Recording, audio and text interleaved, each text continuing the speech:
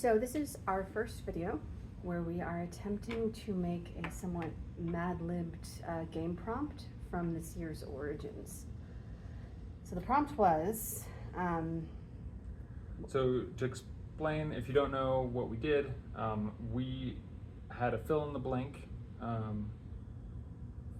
like trying to make a board design Mad Libs, fill in the blank. Each day of Origins we filled in a new blank. We had a mechanic, a setting, and a theme. And what we wound up with was a card layering worker placement game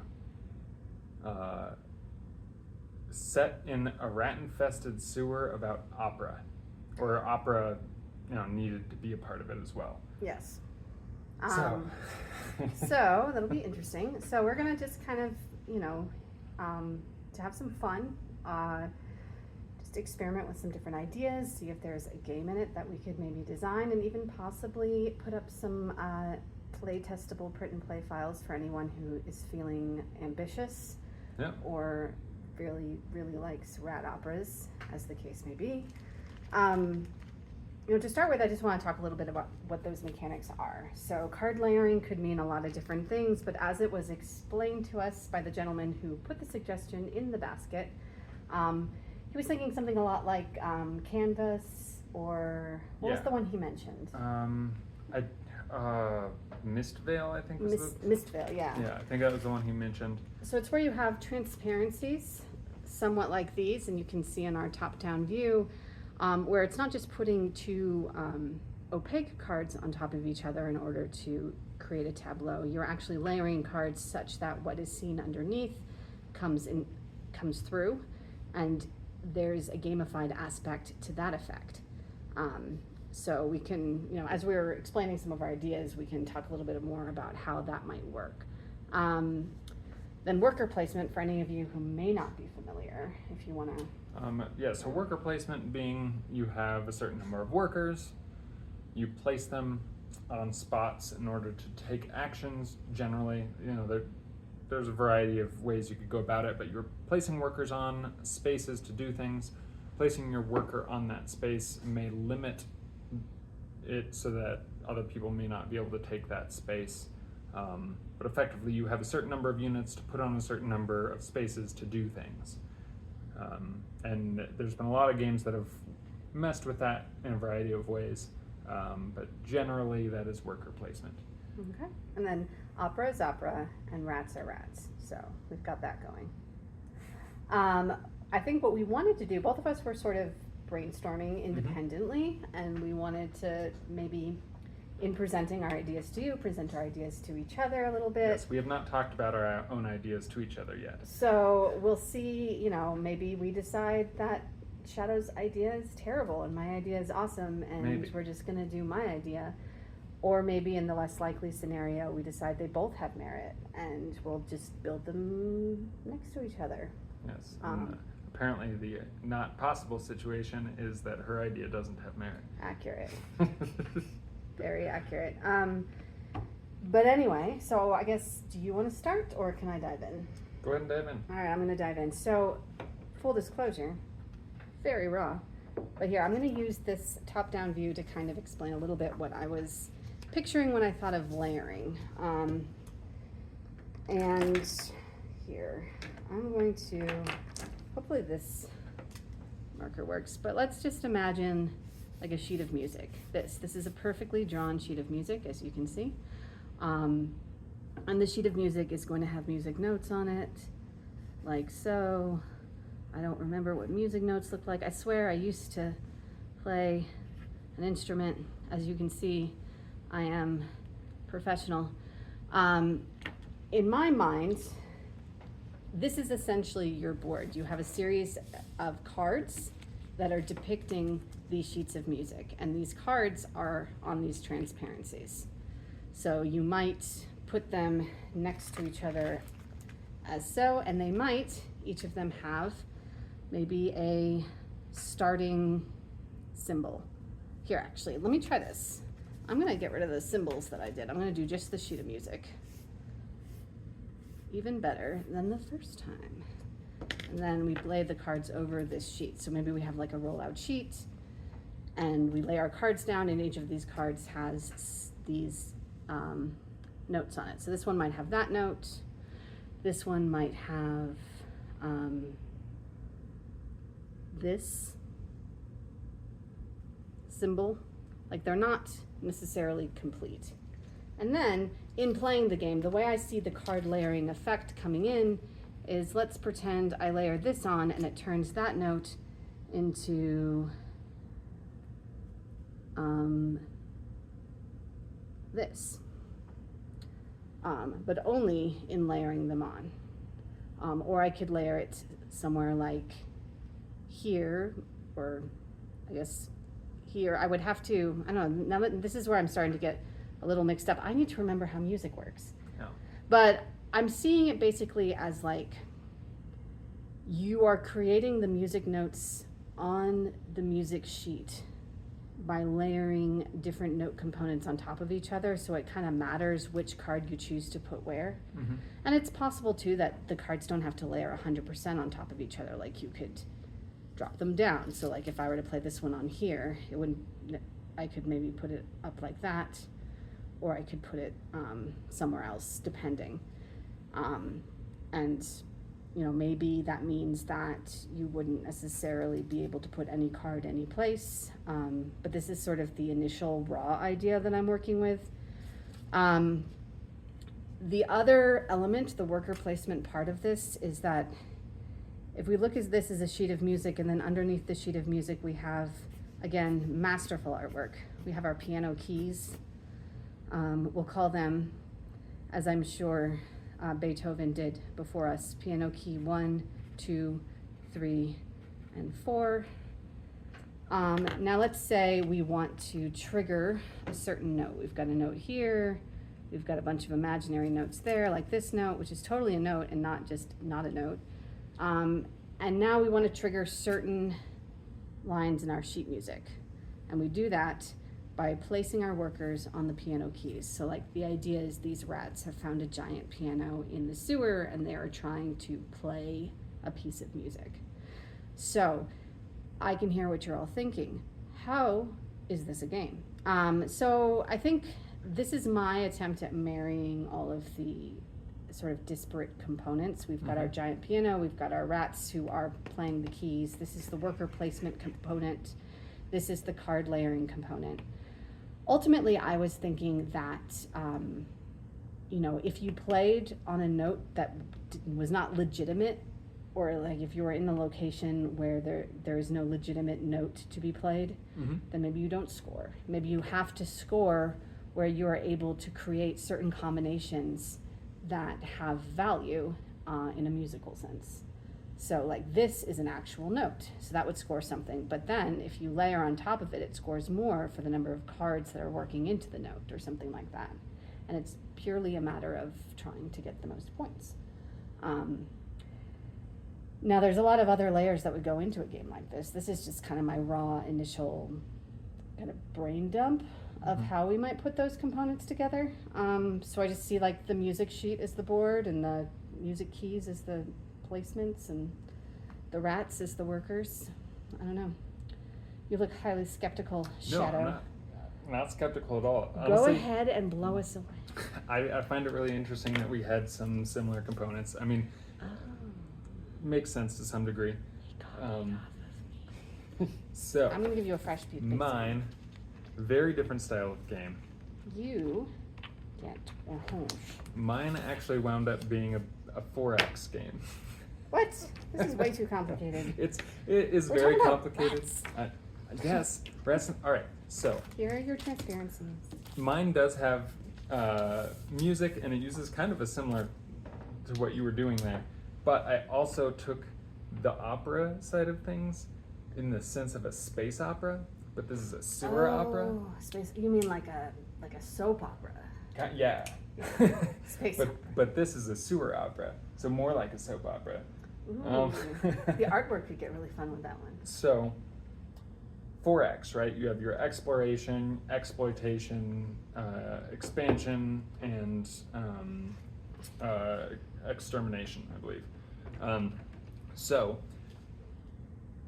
there are a variety of ways to score points. One being exploration. You're exploring the sewer.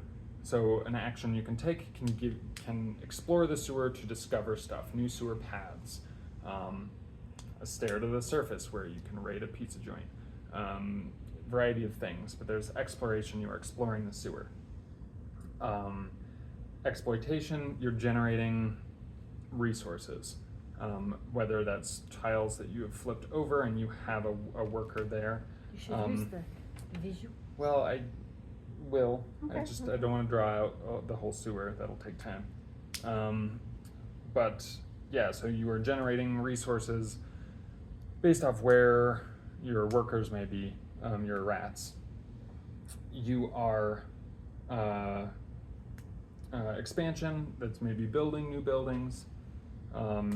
You are, extermination. You are like fighting amongst yourselves. So everybody is a part of a royal family because everybody's, the top of their royal family is one of the many members of the Rat King.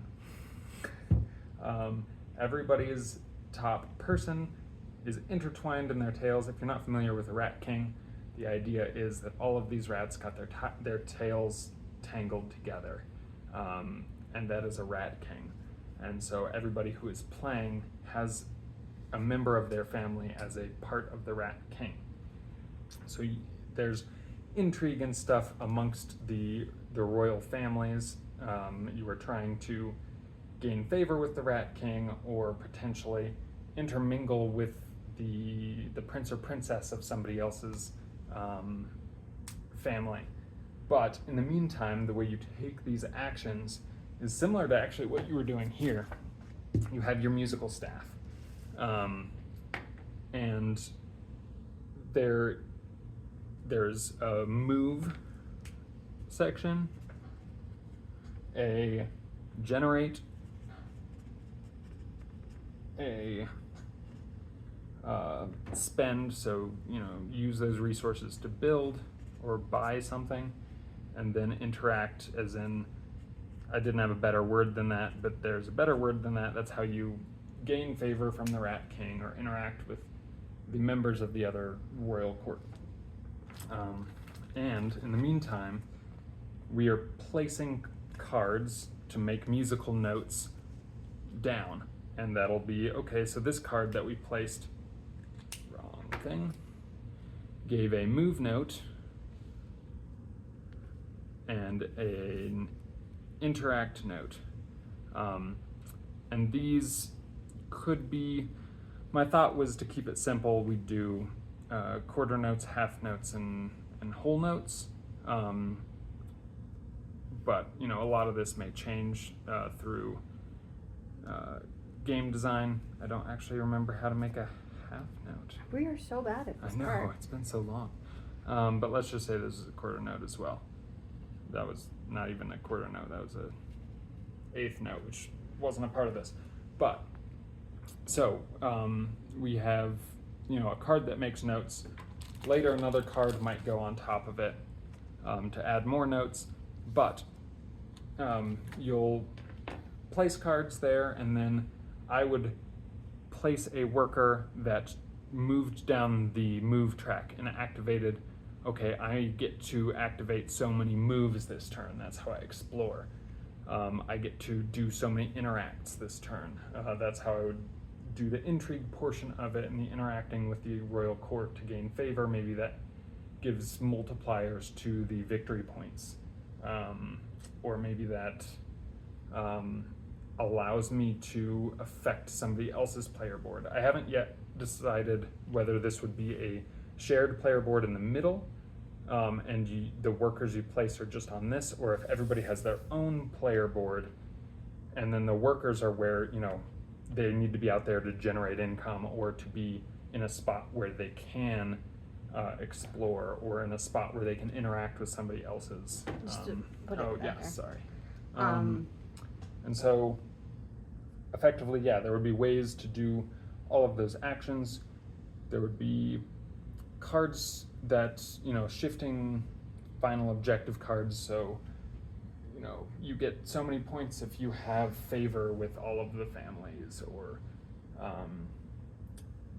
what else? Oh, another thing I was playing with was the idea of a Citadel style character selection at the beginning. So everybody at the beginning will have like a bit of an intrigue of selecting a character that will go on the player board somewhere. And I was thinking of this, you could either do it playing it on your player board, which gives you kind of starting stats, or you place it to affect other things that you've already layered here. Or I was thinking you could place it on the general board, if this was a general board, and depending on the order that you play in. So if I'm playing first, I place it and I take my actions. So I got to do my actions first, but the next person that places also gets to benefit from the card that I laid. So if you're going first but with a worse turn. And if you're going later, you're going later and have less opportunity to like have choices on the board, but your turn will give more stuff because everybody has already played their cards. And that will be a slightly easier one to visualize when we see the play-tested components laid out. Mm-hmm. I guess one question I have is, how do the cards layer? So they would just like this. So if it was, you know, the Citadel style character creation, this would be a character that gets played there. And so the characters will kind of be able to layer on top of each other in certain ways as you build the music. So, but I guess that's my question. You say in certain ways. So it's not just that these cards get layered on the sheet music. It's that they will layer on each other as well. They would layer on each other. Now that would be if it was a shared middle board. If everybody has their own individual boards, my thought was that you would be, as you know, spent cards or spent resources that you'd previously generated, you can buy cards with those resources to layer on your board. Mm-hmm. And so then you would be building a better board over time. I kind of like that better because also that allows the interaction to maybe destroy something on somebody else's board. So I guess with the layering though is, what could you give an example of the layering? And very similar to what you were doing. So So where you change the music notes? yeah, you were changing the music notes. Oh, I see. And one thing I was playing with in my mind that I don't know if I like yet or not is that, you know, you would have your half notes, your full notes, your quarter notes, and as you played, you needed, like, each turn was so many measures, or each round was so many measures, but you only got to activate full measures.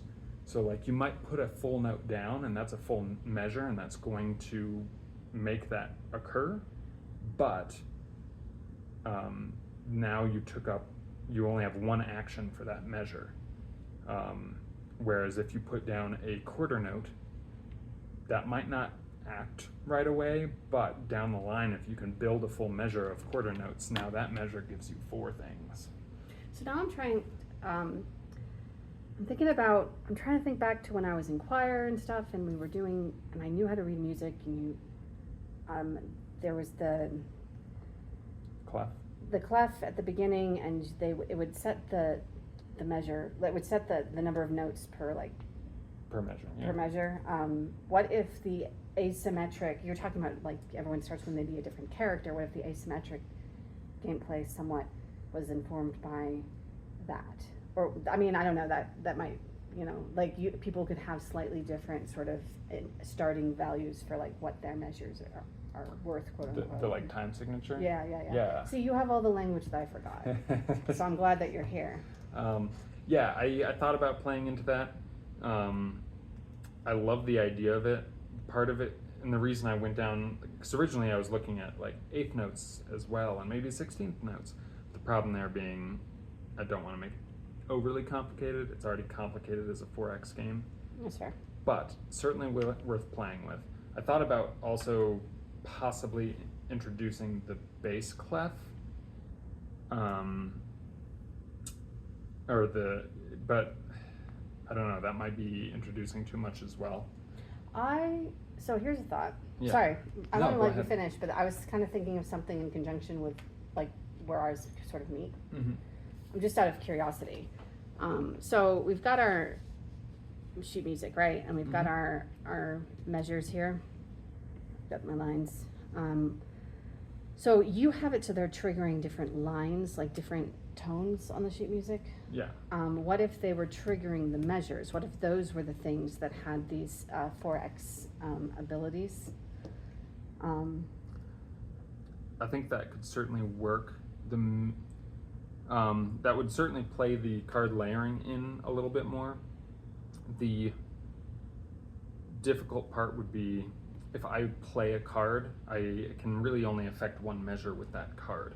Unless we did a sideways thing where it could affect two measures maybe.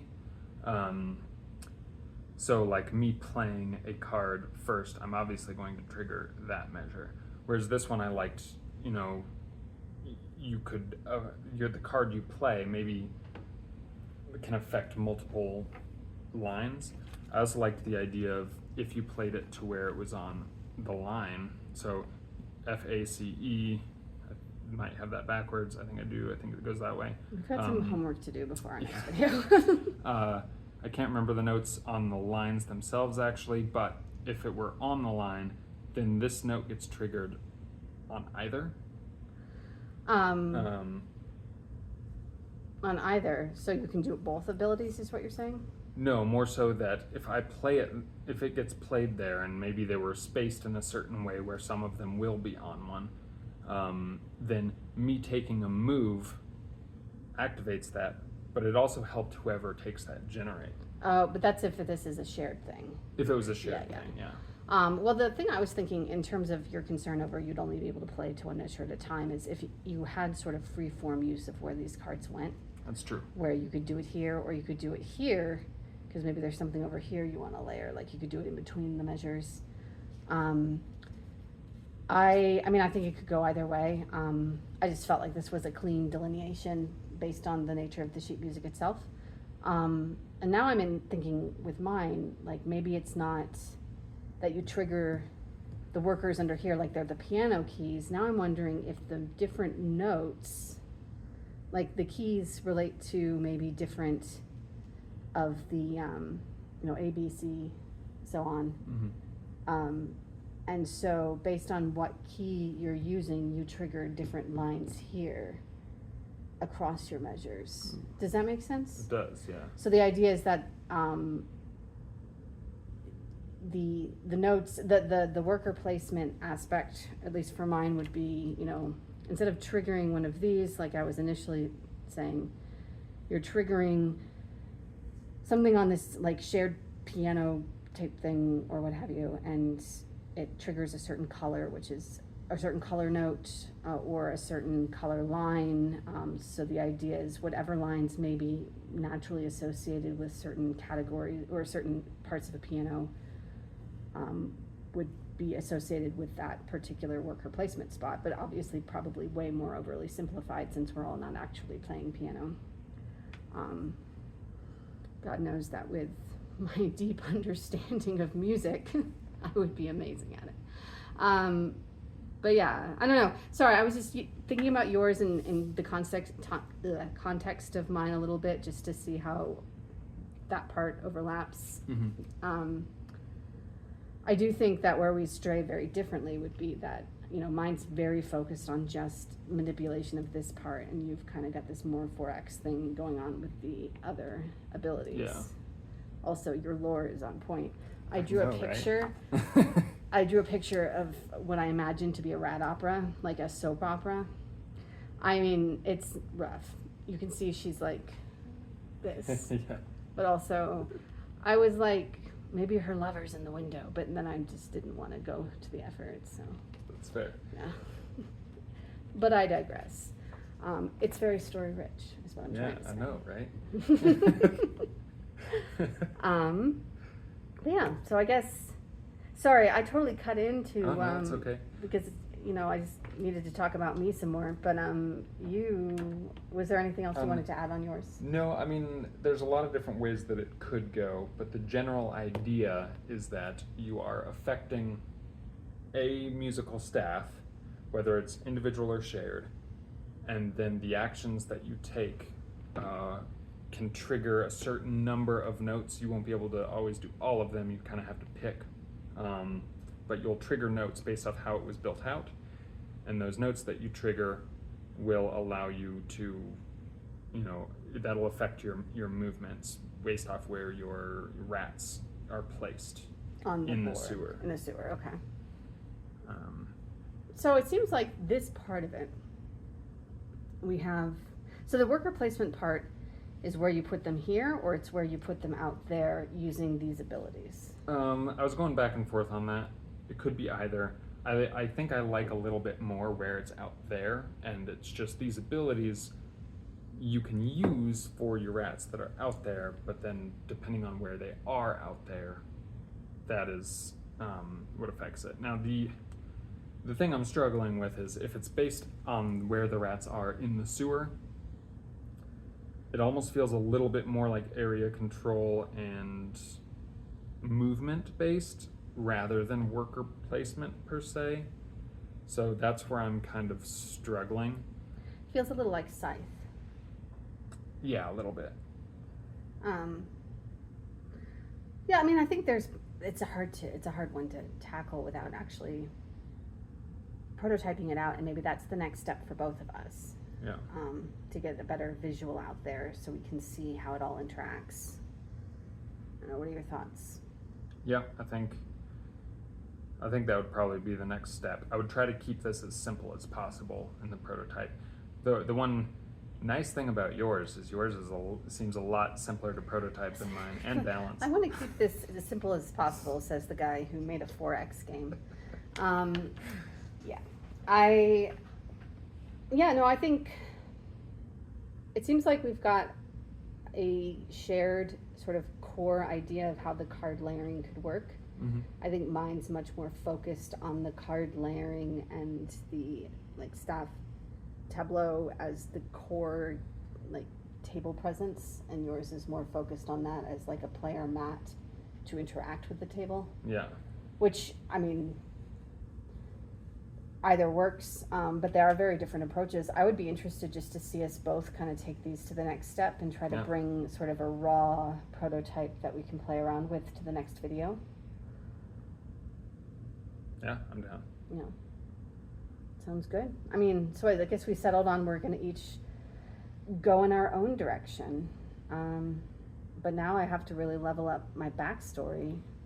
I can't just have rats that found a piano. It's an embarrassment. The piano's gonna have a backstory. The fun thing is, I thought of a lot of that before I even thought about the Rat King, and then as soon as I thought about the Rat King, I was like, that fits it perfectly. So it's like you have to gain favor with the Rat King, but I was just thinking of a single rat, and then I was like, no, everybody's family is a part of the Rat King.